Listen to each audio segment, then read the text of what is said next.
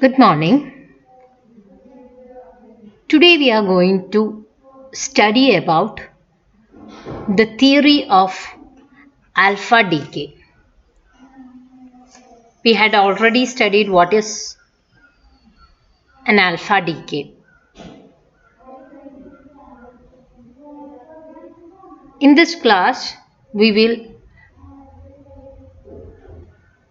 learn about the theory, that is the derivation behind this alpha decay process.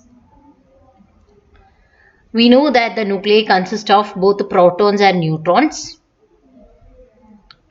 and inside the nucleus there is a strong attractive nuclear force, and also there is a repulsive Coulombic force between the protons, so that the nuclei will be stable if both these forces are balanced. But nuclei that contain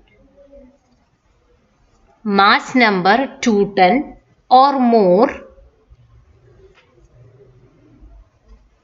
the nuclear forces are unable to balance the repulsion of protons. So what happens? Nuclei emits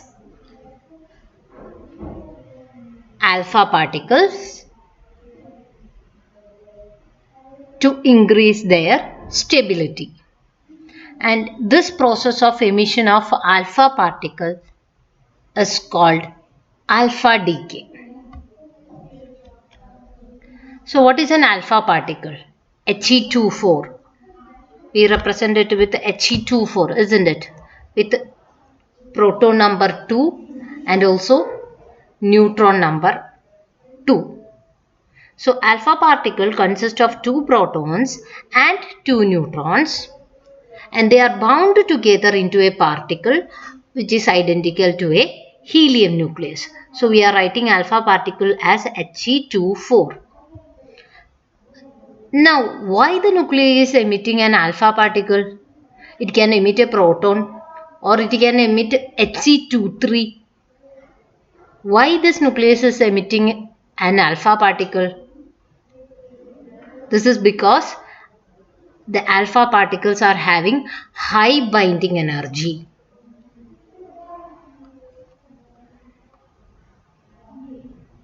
Also, in order to escape from the nucleus, the particle must have enough kinetic energy so that they can emit from the nucleus. So that the alpha particle is having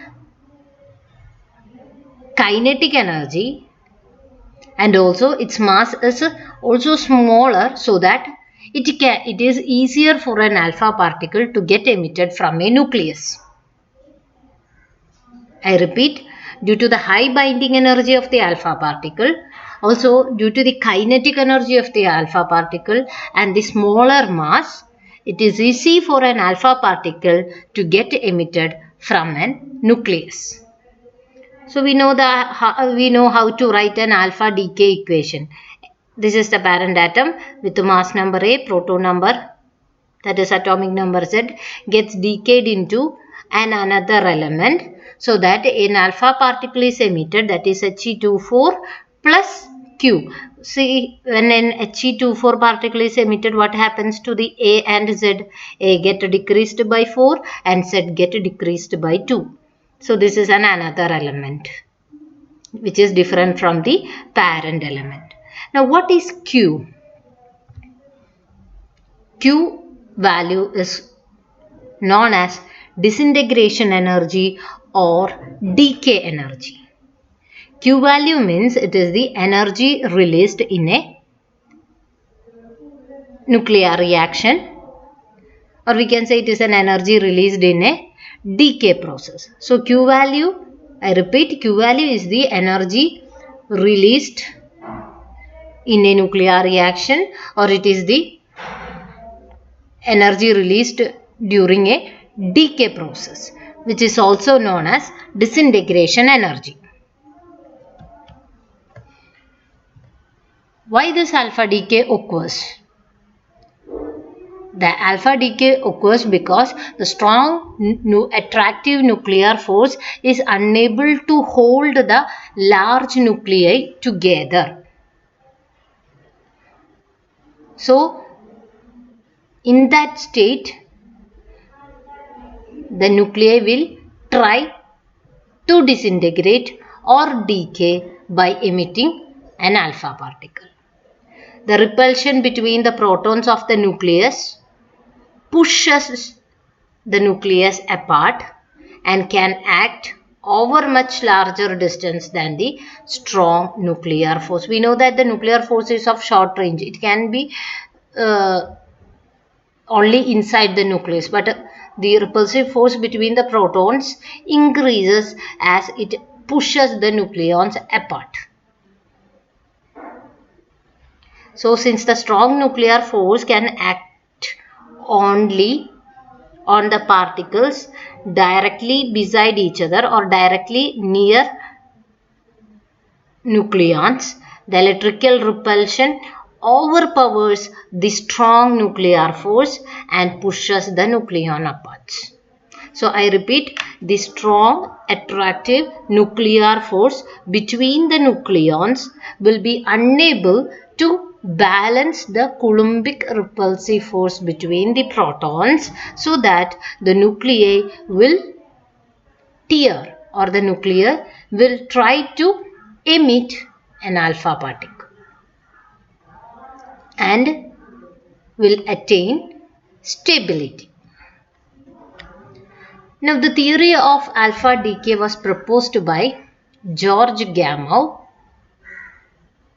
in 1928, where he had solved this theory via tunneling.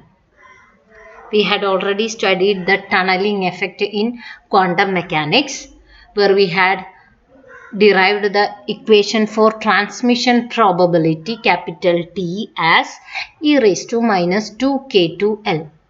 So that concept is used here in the case of an alpha decay process. So according to him, the alpha particle is trapped in a potential well by the nucleus. So he considered that the alpha particle is there inside the nucleus, but it is trapped in the potential well of the nucleus. And classically we know that it is not able to escape from the nucleus for the alpha particle. Alpha particle cannot escape from the nucleus according to classical mechanics. But according to the quantum mechanics, this alpha particle has a tiny probability of tunneling through the barrier and appearing on the other side to escape from the nucleus. So he explained the theory of alpha decay with the help of tunneling effect, and he solved a model potential for the nucleus and derived from first principle a relationship between half-life of the decay, we know that we represent it with a T half, and the energy of the emission. So he had given a model for the potential of the nucleus, and he also derived a relation between the half-life and energy. Now we are going to find out how he had derived that relation. So according to this tunneling effect, the alpha particle, which is unable to get emitted from a nucleus classically, has a tiny probability, so that with the help of tunneling it can appear on the other side of the nucleus, means it can be emitted from a nucleus. So the phenomenon of tunneling explains the alpha particle decay of a heavy radioactive nuclei. Inside the nucleus, an alpha particle feels strong, short-range attractive nuclear force as well as repulsive Coulomb force. So once the alpha particle is inside the nucleus, it is acted upon by both the strong attractive nuclear force as well as the repulsive Coulomb force. So whenever the alpha particle is inside the nucleus, it is acted upon by the strong nuclear force. That is, the strong nuclear force dominates inside the nuclear radius where the potential is approximately a square well. So here you can see this is the nuclear potential diagram where on x-axis we have taken the distance r and on y-axis we are plotting the energy. So here this is Rn. Rn means it is the nuclear radius. So nuclear radius means before emission the alpha particle is inside this nucleus. That means inside this nuclear radius you can see the alpha particle here, where the particle is not allowed to escape to the other side according to classical mechanics. So here the alpha particle is dominated by the strong attractive nuclear force. Now what happens when it gets emitted outside the nucleus? Means it has a probability to be seen outside the nucleus. Once it is outside the nucleus, it is dominated by the Coulomb force. So the Coulomb force dominates outside the nuclear radius. The potential barrier at the nuclear radius is several times greater than the energy of the alpha particle. Now we know that this alpha particle is having a particular energy, but that energy is very much less than the potential barrier, that is Vc. See, this is the energy of the alpha, E alpha, that is approximated as Vc dash. Now we know that this Vc dash is very much less than Vc. Now how the alpha particle will escape from the nucleus? That is explained with the help of quantum mechanics. So according to quantum mechanics, however, the alpha particle can tunnel through the barrier. Hence, this is observed as radioactive decay. So inside this alpha particle is dominated by the strong attractive nuclear force, and this alpha particle is having a lower energy than the potential barrier. See, Vc dash is very much less than Vc. Even though in such a situation, the alpha particle can tunnel through the barrier and can be seen outside where Coulomb force dominates. And this is the process of radioactive alpha decay. So here we can take an example of radium. Radium 88-226 undergoing alpha decay becomes radon 86-222 plus, this is alpha particle emitted, plus Q. What is Q? Q is the Q value, that means the energy released during a decay process. Now we can calculate the potential energy on the surface of the nucleus. How we can calculate potential energy? 1 by 4 pi epsilon 0 Q1 Q2 by R. Now what is Q1? Q1 is the charge of the resultant nuclei into the charge of the helium nuclei. So the Coulomb force exists between Coulomb force once the alpha particle is ejected out of the nucleus, it is acted upon by the Coulomb force due to the daughter nucleus. So there is a Coulomb force between the daughter nucleus and the alpha particle. So Q1 is the charge of the daughter nuclei, which is Z-2 into E, and the charge of the alpha particle, that is 2E divided by R. So this is the potential energy, and this energy is approximately calculated as 25 mega electron volt. So we can also calculate the disintegration energy Q. How we can calculate the disintegration energy? The energy which is equivalent to the mass defect is known as the disintegration energy. So how we can calculate the mass defect? Mass of 226 minus mass of 222 minus mass of helium particle, that is M226 minus M222 minus mass of the alpha particle into C square. So this is a mass defect, and multiplied with C square you will get the energy. So that is the disintegration energy Q value. So the energy released in this process is only 5 MeV. So what does that mean?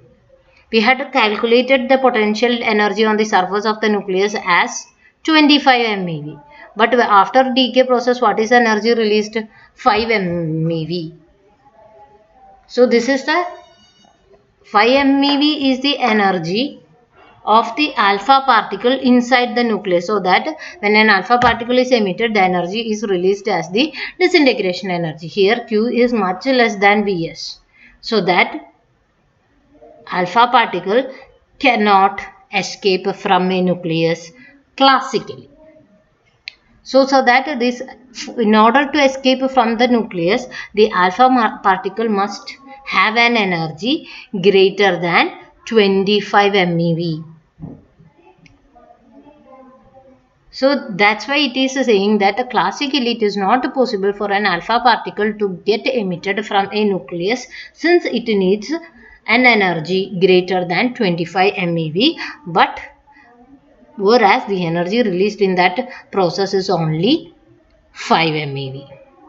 So this theory was explained in detail by George Gamow in 1928. So that theory is known as Gamow's theory of alpha decay. See, here you can see a man climbing the hill, showing that the particle can attain energy, then only it can climb the hill and go to the other side of the hill. But quantum mechanically, there is a probability for this to get a tunnel through the hill and can reach the other part.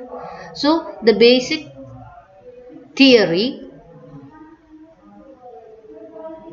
known as the Gamow's theory was made on 3 assumptions. The first assumption is that an alpha particle may exist as an entity within a heavy nucleus. So maybe this alpha particle is there inside the nucleus as an alpha particle itself. Now, second one, the alpha particle is in constant motion and is held in the nucleus by a potential barrier. See, we had seen the graph, isn't it? So this alpha particle is always in a continuous motion, constant motion, because this alpha particle is having a particular energy. So that with this energy, this particle is in a continuous motion and it is held inside the nucleus by this potential barrier. Now the third assumption, that there is a small but a definite probability that the particle may tunnel through the barrier each time a collision with it occurs. So even though the potential barrier is considered to have a particular height, the particle can tunnel through the barrier whenever it makes a collision with the walls of the barrier. So based on these 3 assumptions, Gamow's theory of alpha decay was made. Now we are moving on to the derivation part. So these were the explanation part.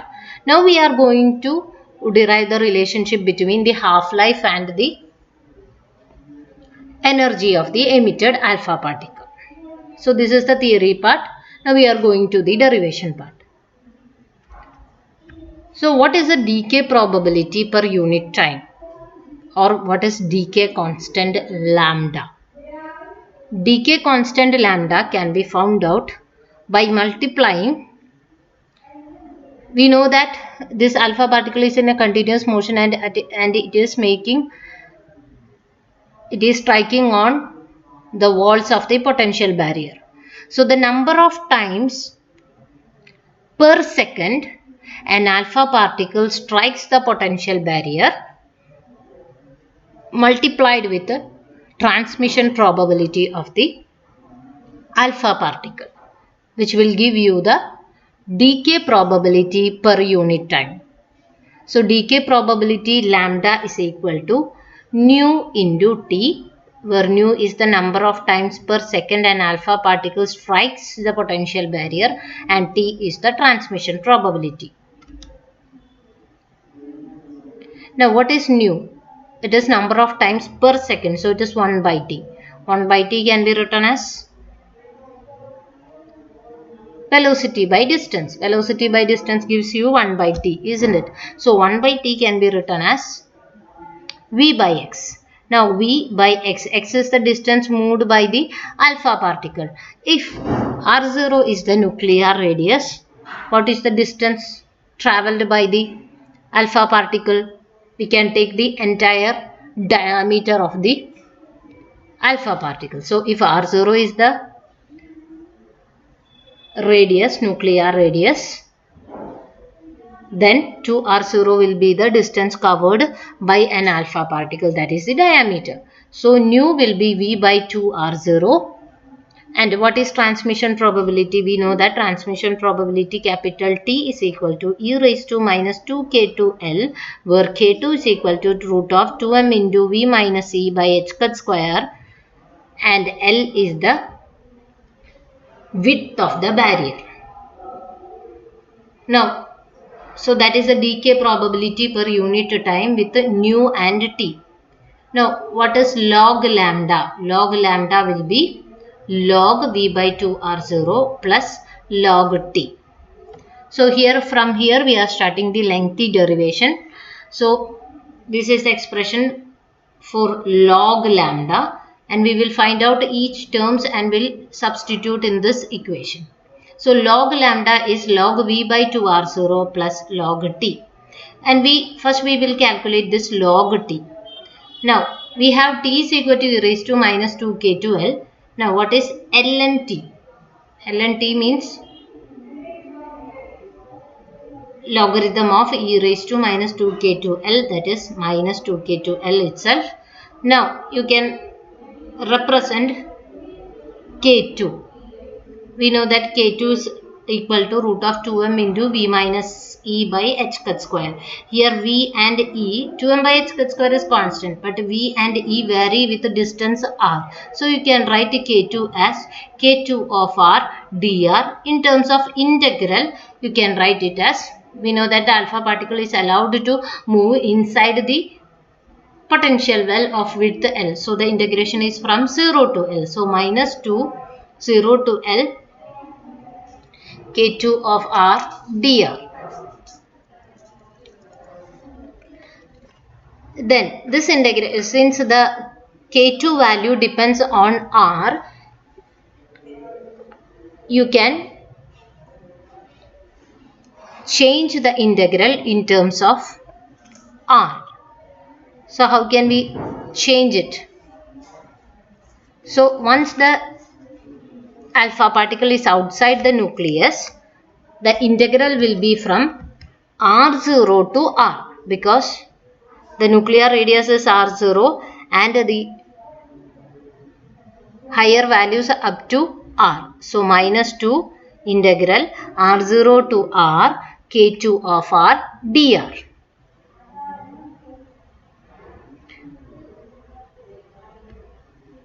So that is expression for ln T. Now we will take k2 alone and we'll find out the expression for k2, and then it will integrate and will resubstitute in this ln T equation. So k2 is equal to root of 2m into V minus e by h cut square, where V is written as 1 by 4 pi epsilon 0 set minus 2 into e, 2e by r, and E, energy, kinetic energy, is equal to 1 by 4 pi epsilon 0 Z minus 2 into E into 2E by R, where R is written as capital R, where the potential energy inside is converted into kinetic energy at the nuclear radius. So here in the expression of total energy we are replacing small r with capital R. Why? At the nuclear radius whole potential energy of the alpha particle is converted into its kinetic energy. So you can substitute V and E here in the K2 equation and can find out the K2 equation like this. So 2m by h square was a constant. Initially it was taken outside. Now in the second equation K2 has a root, isn't it? Root of 2m by h square. So the root is given as 1 by 2 here.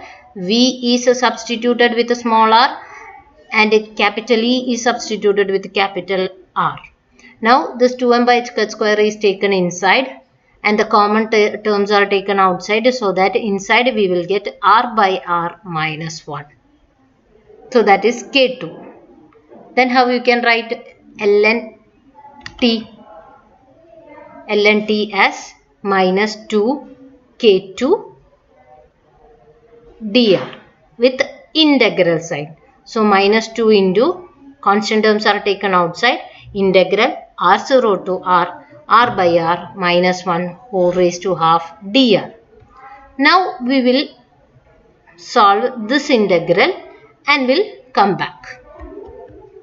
For that evaluation we are substituting small r as capital R into cos square theta, so that dr will be minus 2r cos theta sin theta d theta. Now what will be capital R by small r? Capital R by small r will be 1 by cos square theta, isn't it? 1 by cos square theta is 6 square theta. So here capital R by small r is written as 6 square theta minus of 1 whole raised to half 2r into sin theta cos theta. Now 6 square theta minus 1 is tan square theta. Taking root it will be tan theta. So tan theta sin theta cos theta d theta. Now tan theta is replaced with sin theta by cos theta, so that cos theta get cancelled and we will get minus 2r integral r0 to r sin square theta d theta. Again sin square theta is converted into 1 minus cos 2 theta by 2. That denominator 2 and numerator 2 get cancelled, so that here there is no 2, and now we are integrating it. 1 minus cos 2 theta is integrated and the limit is given here from r0 to r. Now we had initially we had made an substitution. What small r is equal to capital R cos square theta. So that has to be written again. That means theta has to be written in terms of r.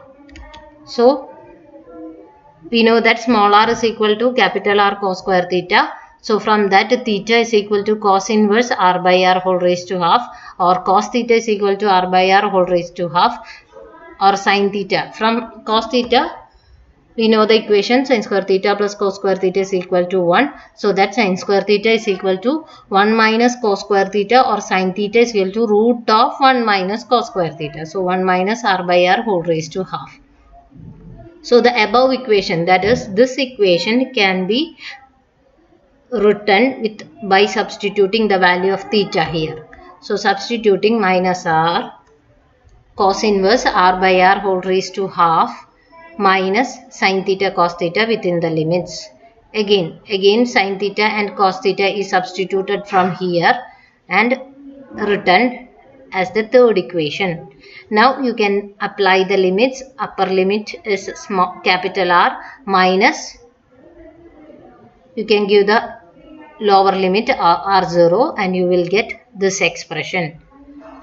So that is the expression for the only for the integral value, that is integral r0 to r by r minus 1 whole raised to half dr.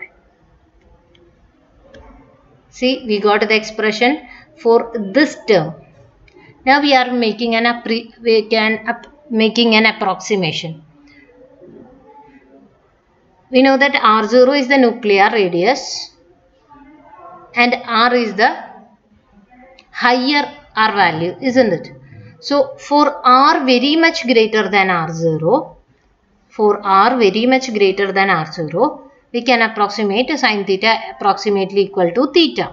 So sin R0 by R whole raised to half as R0 by R whole raised to half itself. Now sin theta is equal to cos pi by 2 minus theta. So the left hand side can be written as cos pi by 2 minus theta, which is equal to R0 by R whole raised to half. Taking the cos term on the right side, so pi by 2 minus R0 by R whole raised to half is equal to cos inverse R0 by R whole raised to half. So if R is greater than R0, 1 minus R0 by R, we can approximate it as 1 itself. Since R0 by R will be a very small value, so we can neglect it. That means 1 raised to half means 1 itself. So you can substitute these two approximations in the above equation. So we will get integral R0 to R by R minus 1 dr is equal to R into, taking the common R value outside, R into pi by 2 minus 2 into R0 by R whole raised to half. So now we got the integral value. Now we can put it in the log t equation. So substituting this in the log t equation, minus 2 into k2. So we are integrated, we have found the value of integral, that is integral R0 to R, and we can substitute it. Now the bracket is opened, and here the second term, that is this term got multiplied with the second term, is written as first term here. I repeat, this term multiplied with the second term is written as the first term here. Then the remaining term, that is this term multiplied with the first term pi by 2, is given as R into pi. Again simplifying, see here there is an R, here there is an R raised to half, isn't it? So it will be R raised to half on the numerator. So that is expression for ln t. Now the last substitution is that we have the expression for energy, isn't it? So we are substituting energy E here, and also from that equation you can have the equation for R. So you can substitute R here. So in the you have the equation for kinetic energy, that is E is equal to 1 by 4 pi epsilon 0 2 into E into Z minus 2 into E by capital R. That is the expression for kinetic energy E. So you can substitute E here in the first term, you can substitute for E here, and in the second term in that expression you write R is equal to and can substitute the value of R here. So that ln t will be like this. Substitute, there is a correction. Here we are substituting E as this value. So there will not be any E here. We are substituting the value of E in this equation, so that this is the value of E. So there will not be any E either. Now substituting the value of R here in terms of E and simplifying, you will get this lengthy equation. Here you can see that E, h cut, m, pi, epsilon 0, these are all constants. So you can substitute the values and can find out the final expression, not final, ln t as 2.97 z minus 2 whole raised to half r0 raised to half minus 3.95 into z minus 2 into e raised to minus half. So that is expression for ln t. See, this is ln t, natural logarithm. It has to be converted into logarithm to the base 10. How we can do it? Logarithm to the base 10 is equal to 0.4343 into ln t. So you can multiply this entire equation with the 0.43, so that ln t will be converted into log t. So log t is equal to 0.4343 into 2.97 into this entire value. So it will be log t, which is equal to, on multiplying inside, it will be 1.29 z minus 2 whole raised to half r0 raised to half minus 1.72 z minus 2 e raised to minus half. Now we are substituting the first term. See, here we had obtained the expression for log t, isn't it?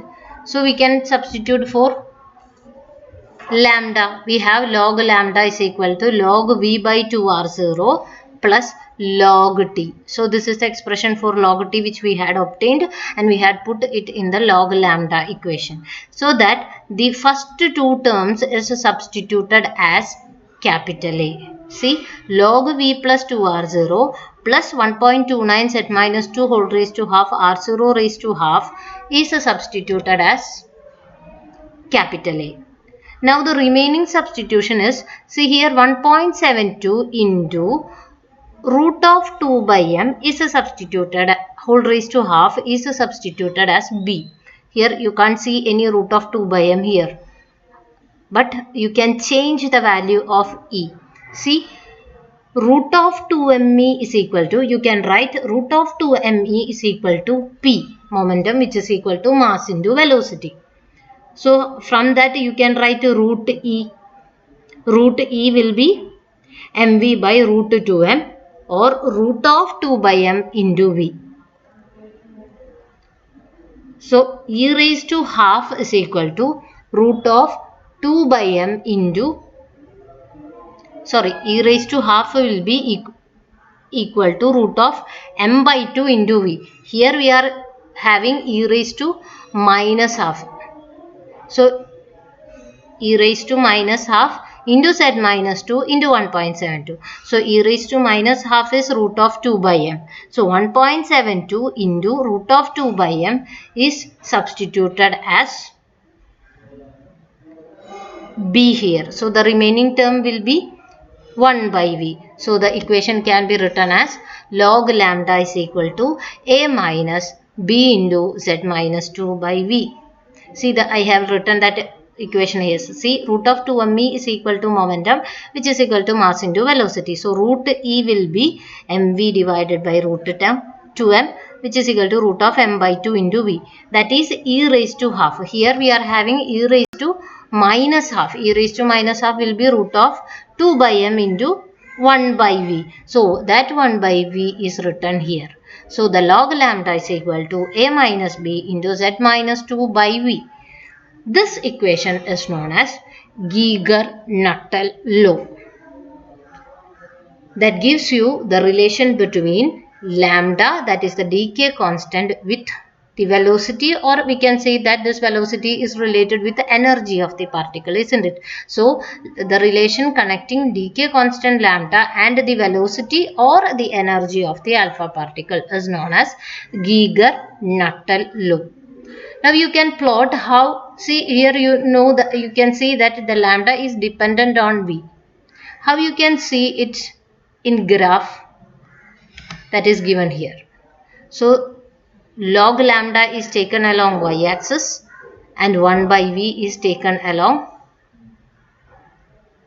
x-axis. See, 1 by v means here root e is proportional to v. So that v is proportional to root e, or 1 by v is proportional to 1 by root e, or you can write it as the proportionality here, either you can write it with 1 by v or 1 by root e also.